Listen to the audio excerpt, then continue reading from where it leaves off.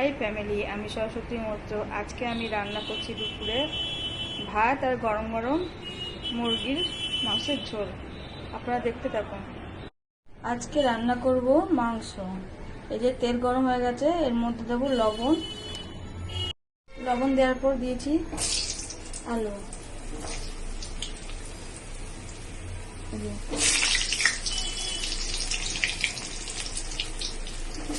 আলু ভাজা করবো।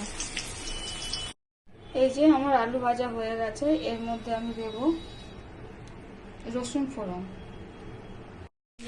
রসুন দিয়েছি, রসুনটা হালকা লাল হবে।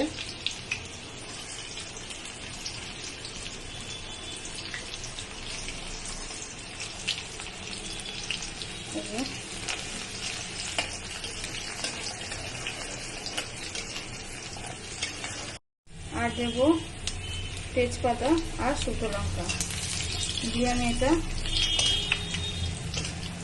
ভাজা ভাজা করবো।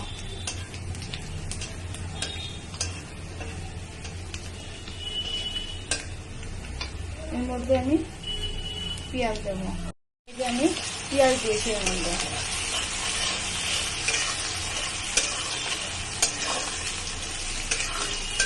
রসুনটা এই যে বেশি ভাজা হবে আর পেঁয়াজটা হালকা ভাজা হবে। ভাজা হয়ে গেছে হালকা, এবার আমি তুলে নেব। হালকা ভাজা করলে মাংসের একটা গন্ধ থাকে, সেটা গন্ধটা হবে না, যেহেতু রসুন ফোড়ন জিরে ফোড়ন ওগুলো দিয়ে আমি ভাজা করেছি। দিয়ে দেখুন পাশে আমার ভাতও এক সাইডে ভাত হচ্ছে আর এক সাইডে আমি মাংস রান্না করছি। মাংস তোলা হয়ে গেছে। হ্যাঁ, আমি আন্দাজে তেল নিয়েছি, একবারেই সব এই তেলেই সব হয়ে যাবে। মাংস তুলে নিয়ে এবার এর মধ্যেই যে অল্প মশলা আছে, এর মধ্যে আমি আদা রসুনের পেস্ট আর কাঁচা লঙ্কার পেস্ট, আদা রসুন আর কাঁচা লঙ্কার পেস্ট অল্প করেই দেবো।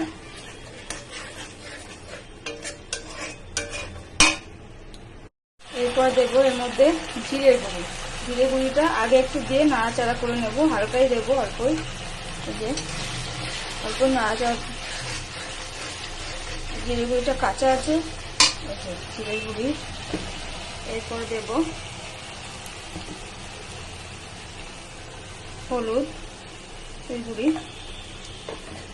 এরপর দেব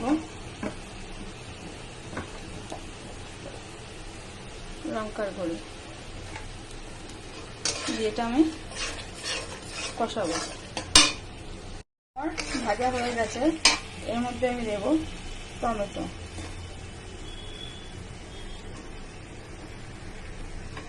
আমি ছোট মাঝারি সাইজের দুটো টমেটো কেটেছি, কেটে টমেটো দিয়ে কষাবো।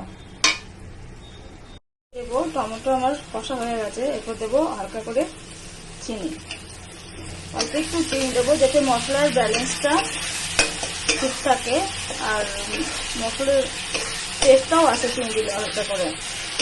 দেখুন আমার মশলা রেডি। এর মধ্যে আমি দেবো এবার মাংস আর আলুটা যে আমি ভাজা করে রেখেছিলাম, মাংস আর আলুটা দিয়ে দেবো।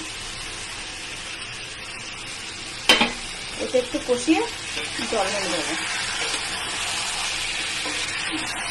একটু কষাতে হবে, নাহলে এই মাংসের মধ্যে আলুর মধ্যে মশলাটা যাবে না। কারণ আলু আর মাংস ভাজা করে নিয়েছি, আলুও একটা কাঁচা গন্ধ বেরোয়, সেটা বেরোবে না। মাংসের মধ্যে একটা মশলা দিয়ে যেহেতু আমি ভাজা করে নিয়েছি, সেই মাংসের গন্ধটাও হবে না। মাংসটা কষিয়ে এবার আমি জল দেবো।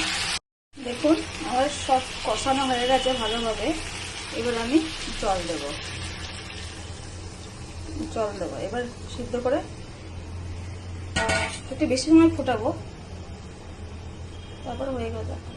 পরে আমি গরম মশলা দিয়ে, মাংস হয়ে গেছে আমার, গরম মশলা দিয়ে নাড়িয়ে চাড়িয়ে আর ফুটিয়ে